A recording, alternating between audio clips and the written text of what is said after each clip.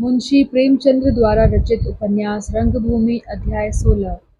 अरावली की पहाड़ियों में एक वट वृक्ष के नीचे विनय सिंह बैठे हुए हैं। पावस ने उस जनशून्य कठोर निष्प्रभ पाषाणमय स्थान को प्रेम प्रमोद और शोभा से मंडित कर दिया है, मानो कोई उजड़ा हुआ घर आबाद हो गया हो। किंतु विनय की दृष्टि इस प्राकृतिक सौंदर्य की ओर नहीं, वह उस चिंता की दशा में है जब आंखें खुली रहती हैं और कुछ नहीं सूझता, कान खुले रहते हैं और कुछ सुनाई नहीं देता। बाह्य चेतना शून्य हो गई है, उनका मुख निस्तेज हो गया है, शरीर इतना दुर्बल कि पसलियों की एक-एक हड्डी गिनी जा सकती है। हमारी अभिलाषाएं ही जीवन का स्रोत हैं, उन्हीं पर तुषारपात हो जाए तो जीवन का प्रवाह क्यों ना शिथिल हो जाए। उनके अंतःस्थल में निरंतर भीषण संग्राम होता रहता है। सेवा मार्ग उनका ध्येय था, प्रेम के कांटे उसमें बाधक हो रहे थे। उन्हें अपने मार्ग से हटाने के लिए वह सदैव यत्न करते रहते हैं। कभी-कभी वह आत्मग्लानि से विकल होकर सोचते हैं, सोफी ने मुझे उस अग्निकुंड से निकाला ही क्यों? बाहर की आग केवल देह का नाश करती है, जो स्वयं नश्वर है। भीतर की आग अनंत आत्मा का सर्वनाश कर देती है। विनय को यहाँ आए कई महीने हो गए, पर उनके चित्त की अशांति समय के साथ बढ़ती ही जाती है। वह आने को तो यहाँ लज्जावश आ गए थे, पर एक-एक घड़ी एक-एक युग के समान बीत रही है। पहले उन्होंने यहाँ के कष्टों को खूब बढ़ा-चढ़ाकर अपनी माता को पत्र लिखे। उन्हें विश्वास था कि अम्मा जी मुझे बुला लेंगी, पर वह मनोरथ पूरा न हुआ। इतने में ही सोफिया का पत्र मिल गया, जिसने उनके धैर्य के टिमटिमाते हुए दीपक को बुझा दिया। अब उनके चारों ओर अंधेरा था। वह इस अंधेरे में चारों ओर टटोलते फिरते थे और कहीं राह ना पाते थे। अब उनके जीवन का कोई लक्ष्य नहीं है, कोई निश्चित मार्ग नहीं है। बेमांझी की नाव है जिसे एकमात्र तरंगों की दया का ही भरोसा है। किंतु इस चिंता और ग्लानि की दशा में भी वह यथासाध्य अपने कर्तव्य का पालन करते जाते हैं। जसवंत नगर के प्रांत में एक बच्चा भी नहीं है जो उन्हें ना पहचानता हो। देहात के लोग उनके इतने भक्त हो गए हैं कि ज्यों ही वह किसी गांव में जा पहुंचते हैं, सारा गांव उनके दर्शनों के लिए एकत्र हो जाता है। उन्होंने उन्हें अपनी मदद आप करना सिखाया है। इस प्रांत के लोग अब वन्य जंतुओं को भगाने के लिए पुलिस के यहाँ नहीं दौड़ जाते, स्वयं संगठित होकर उन्हें भगाते हैं। जरा-जरा सी बात पर अदालतों के द्वार नहीं खटखटाने जाते, पंचायतों में समझौता कर लेते हैं। जहाँ कभी कुएं न थे, वहाँ अब पक्के कुएं तैयार हो गए हैं। सफाई की ओर भी लोग ध्यान देने लगे हैं। दरवाजों पर कूड़े करकट के ढेर नहीं जमा किए जाते। सारांश यह कि प्रत्येक व्यक्ति अब केवल अपने लिए ही नहीं, दूसरों के लिए भी है। वह अब अपने को प्रतिद्वंदियों से घिरा हुआ नहीं, मित्रों और सहयोगियों से घिरा हुआ समझता है। सामूहिक जीवन का पुनरुद्धार होने लगा है। विनय को चिकित्सा का भी अच्छा ज्ञान है। उनके हाथों सैकड़ों रोगी आरोग्य लाभ कर चुके हैं। कितने ही घर जो परस्पर के कलह से बिगड़ गए थे, फिर आबाद हो गए हैं। ऐसी अवस्था में उनका जितना सेवा सत्कार करने के लिए लोग तत्पर रहते हैं, उसका अनुमान करना कठिन नहीं। पर सेवकों के भाग्य में सुख कहाँ? विनय को रूखी रोटियों और वृक्ष की छाया के अतिरिक्त और किसी वस्तु से प्रयोजन नहीं। इस त्याग और विरक्ति ने उन्हें उस प्रांत में सर्वमान्य और सर्वप्रिय बना दिया है। किंतु ज्यों-ज्यों उनमें प्रजा की भक्ति होती जा रही है, प्रजा पर उनका प्रभाव बढ़ता जाता है। राज्य के अधिकारी वर्ग उनसे बदगुमान होते जाते हैं। उनके विचार में प्रजा दिन-दिन सरकश होती जाती है। दारोगा जी की मुठियाँ अब गर्म नहीं होती। कामदार और अन्य कर्मचारियों के यहाँ मुकदमे नहीं आते। कुछ हत्थे नहीं चढ़ता। यह प्रजा में विद्रोहात्मक भाव के लक्षण नहीं तो क्या हैं? यही विद्रोह के अंकुर हैं। इन्हें उखाड़ देने में ही कुशल है।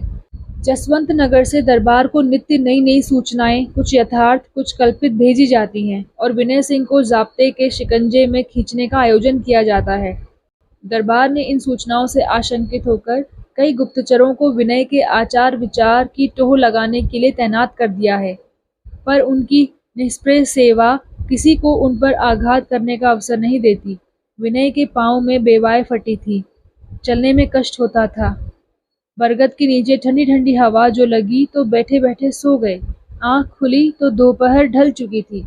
झपट कर उठ बैठे, लकड़ी संभाली और आगे बढ़े। आज उन्होंने जसवंत नगर में विश्राम करने का विचार किया था। दिन भागा चला जाता था।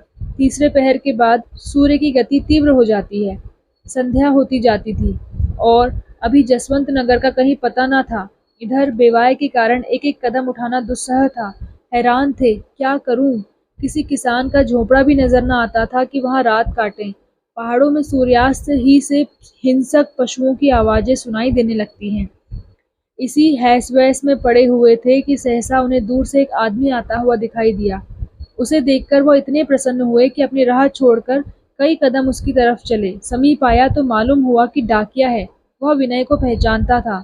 सलाम करके बोला, इस चाल से तो आप आधी रात को भी जसवंत नगर ना पहुंचेंगे। विनय बोला, पैर में बेवाई फट गई है, चलते नहीं बनता। तुम खूब मिले। मैं बहुत घबरा रहा था कि अकेले कैसे जाऊंगा। अब 1 से 2 हो गए, कोई चिंता नहीं है। मेरा भी कोई पत्र है? डाकिये ने विनय सिंह के हाथ में एक पत्र रख दिया। रानी जी का पत्र था।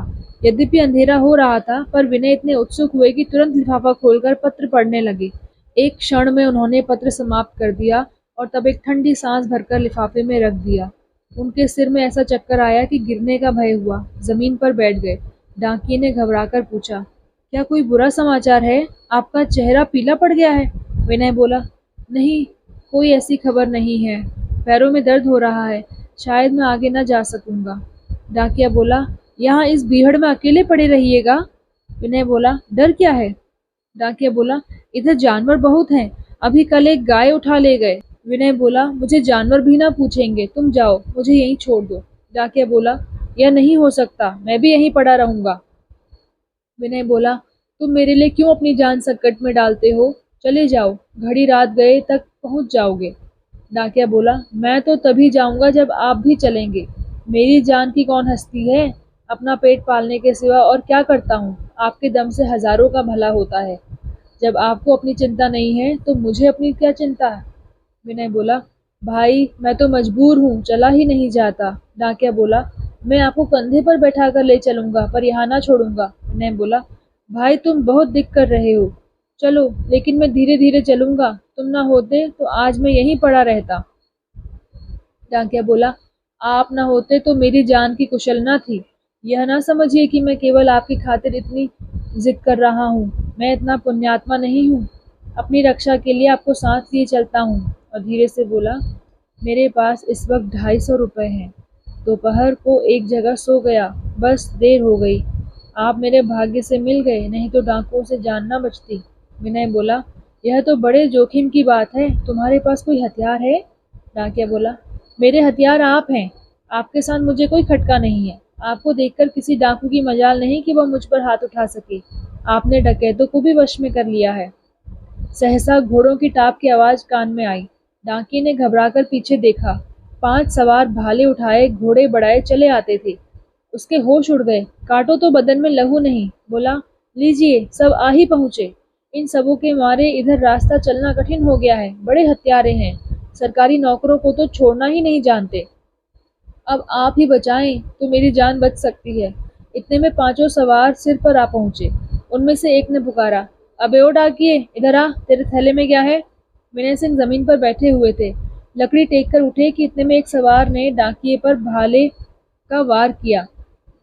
डाकिया सेना में रह चुका था। वार को थैले पर रोका। भाला थैले के आर पार हो गया।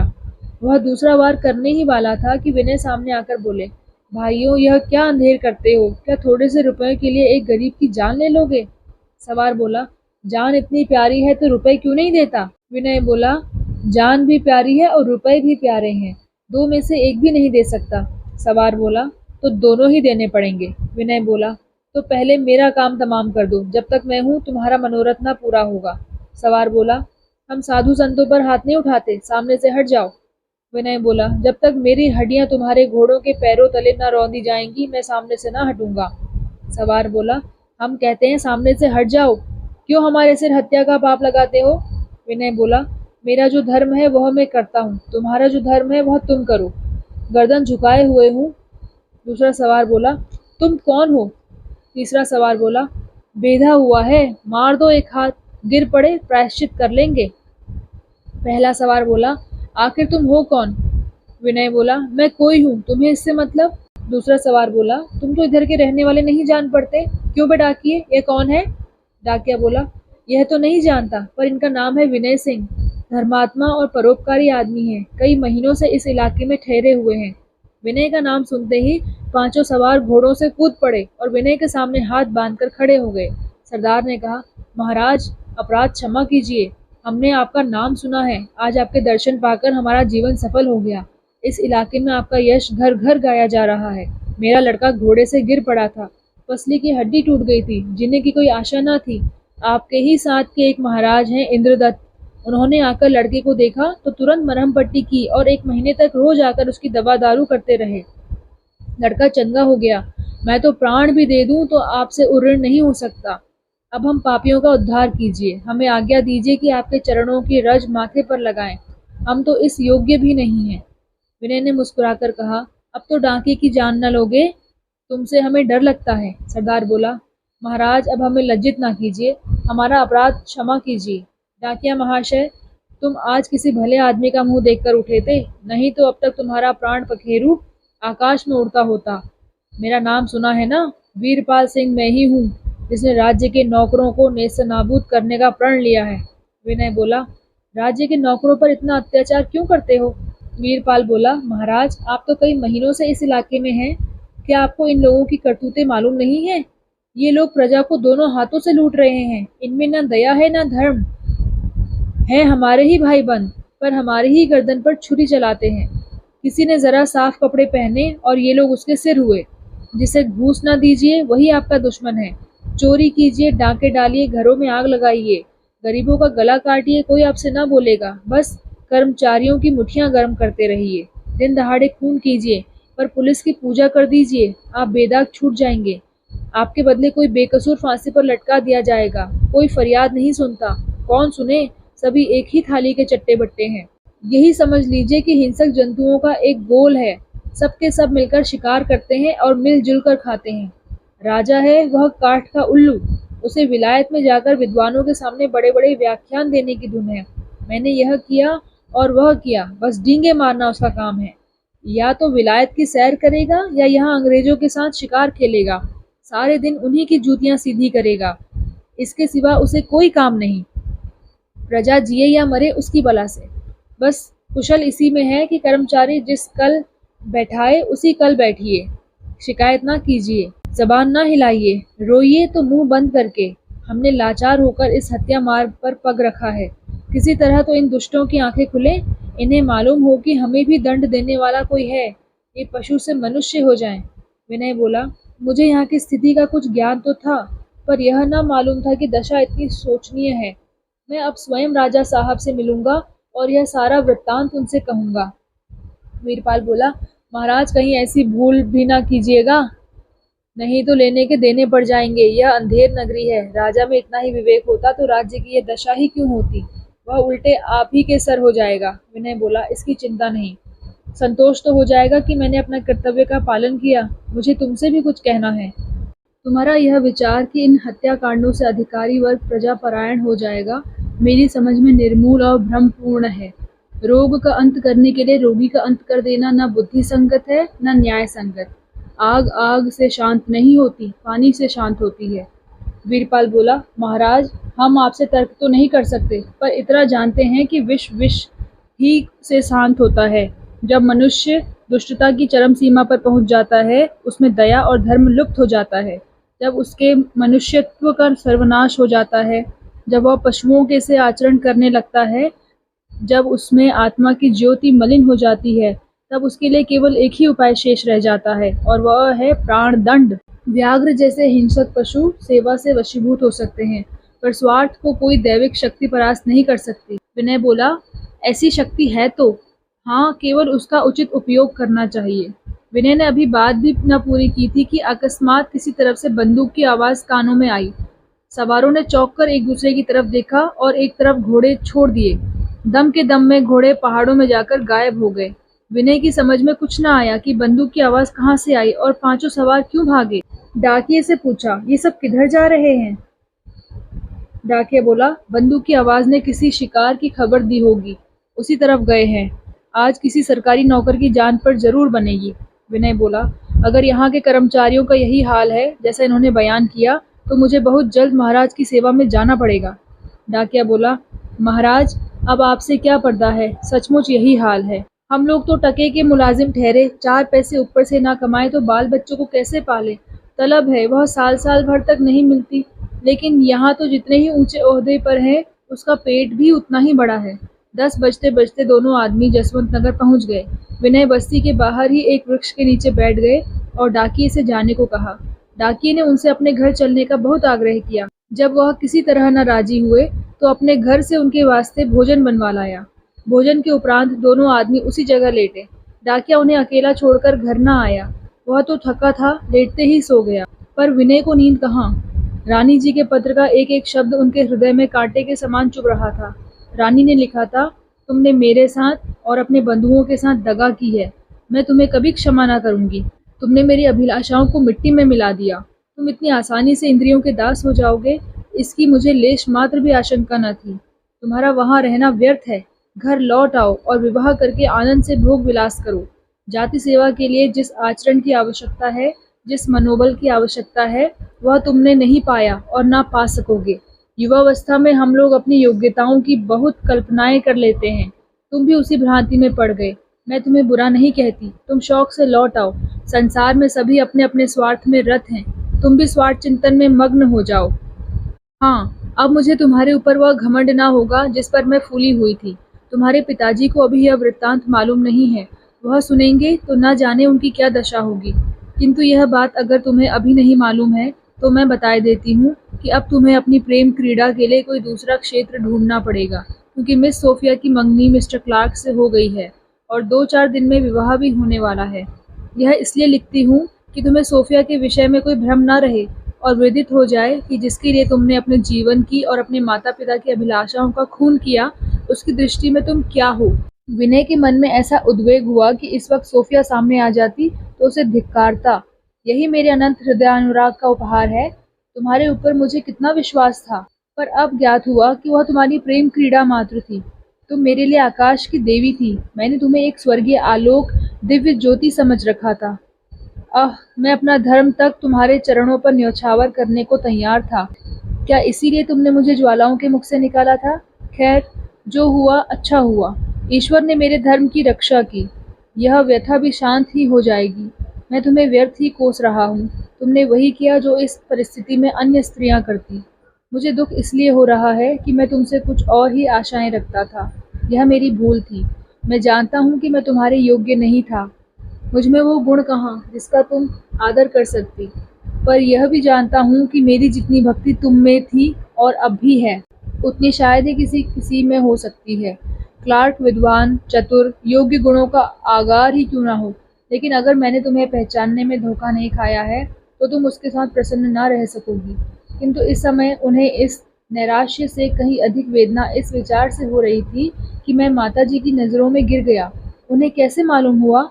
क्या सोफी ने उन्हें मेरा पत्र तो नहीं दिखा दिया? अगर उसने ऐसा किया है तो वह मुझ पर इससे अधिक कठोर आघात ना कर सकती थी। क्या प्रेम निष्ठुर होकर द्वेषात्मक भी हो जाता है? नहीं, सोफी पर यह संदेह करके मैं उस पर अत्याचार ना करूँगा।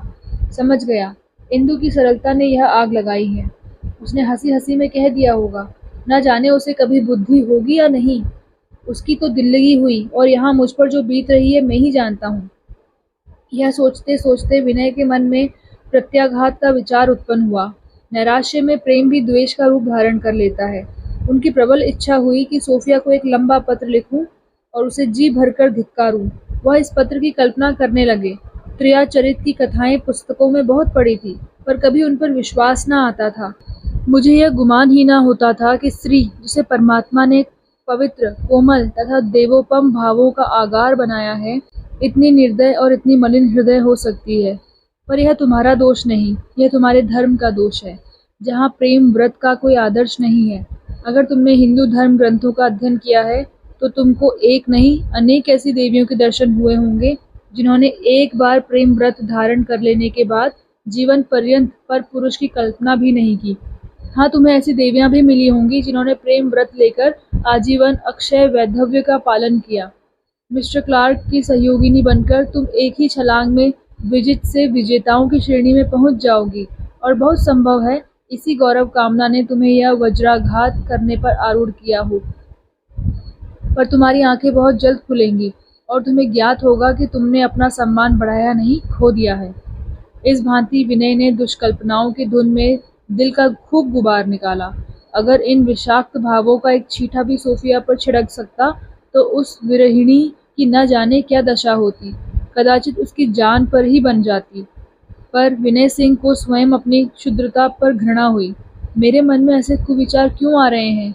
उसका परम कोमल हृदय ऐसे निर्दय आघातों को सहन नहीं कर सकता। उसे मुझसे प्रेम था। मेरा मन कहता है कि अब भी उसे मेरे प्रति सहानुभूति है, मगर मेरे ही समान वह भी धर्म, कर्तव्य, समाज और प्रथा की बेड़ियों में बंधी हुई है। हो सकता है कि उसके माता-पिता ने उसे मजबूर किया हो और उसने अपने को उनकी इच्छा पर बलिदान कर दिया हो। यह भी हो सकता है कि माताजी ने उसे मेरे प्रेम मार्ग से हटाने के लिए यह उपाय निकाला हो। वह जितनी ही सहृदय है, उतनी ही क्रोधशील भी। मैं बिना जाने-बूझे सोफिया पर दोषारोपण करके अपनी उच्च श्रृंखलता का परिचय दे रहा हूँ। इसी उद्विग्न दशा में करवटें बदलते-बदलते विनय की आंखें झपक गईं। पहाड़ी देशों में रातें बड़ी सुहावनी होती हैं। एक ही झपकी में तड़का हो गया। मालूम नहीं वह कब तक पड़े सोया करते, लेकिन पानी के छींटे मुंह पर पड़े तो घबराकर उठ बैठे। बादल घिरे हुए थे और हल्की-हल्की फुहार पड़ रही थी। जसवंत नगर चलने का विचार करके उठे थे कि कई आदमियों को घोड़े भगाए अपनी तरफ आते देखा। समझे शायद वीरपाल सिंह और उनके साथी होंगे, पर समीप आए तो मालूम हुआ कि रियासत की पुलिस के आदमी हैं। डाकिया उनके पास ही सोया हुआ था, पर उसका कहीं पता न था। वह पहले ही उठकर चला गया था। अफसर ने पूछा, तुम्हारा ही नाम विनय सिंह है? विनय सिंह बोले, जी हाँ। अफसर बोला, कल रात को तुम्हारे साथ कई आदमियों ने यहाँ पड़ाव डाला था? विनय सिंह बोला, जी नहीं, मेरे साथ केवल यहाँ के डाकघर का एक डाकिया था। अफसर बोला, तुम वीरपाल को जानते हो? विनय सिंह बोला, इतना ही जानता हूँ कि वो मुझे रास्ते में मिल गया, वहाँ से कहाँ गया यह मैं नहीं जानता। अफसर बोला, तुम्हें यह मालूम था कि वह डाकू है? विनय सिंह बोला, उसने यहाँ के राज कर्मचारियों के विषय में इसी शब्द का प्रयोग किया था। अफसर बोला, इसका आशय मैं यह समझता हूँ कि तुम्हें यह बात मालूम थी। विनय सिंह बोला, आप इसका जो आशय चाहे समझे। अफसर बोला, उसने यहाँ से 3 मील पर सरकारी खजाने की गाड़ी लूट ली है और एक सिपाही की हत्या कर डाली है। पुलिस को संदेह है कि यह संगीन वारदात तुम्हारे इशारे से हुई है, इसलिए हम तुम्हें गिरफ्तार करते हैं। विनय सिंह बोला, यह मेरे ऊपर घोर अन्याय है। मुझे उस डाके और हत्या की जरा भी खबर नहीं है। अफसर बोला, इसका फैसला अदालत से होगा।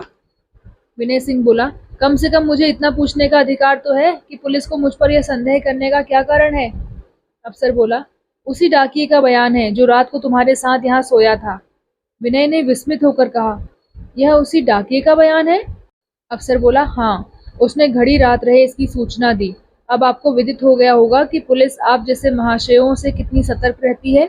मानव चरित्र कितना दुर्बोध और जटिल है, इसका विनय को जीवन में पहली बार अनुभव हुआ।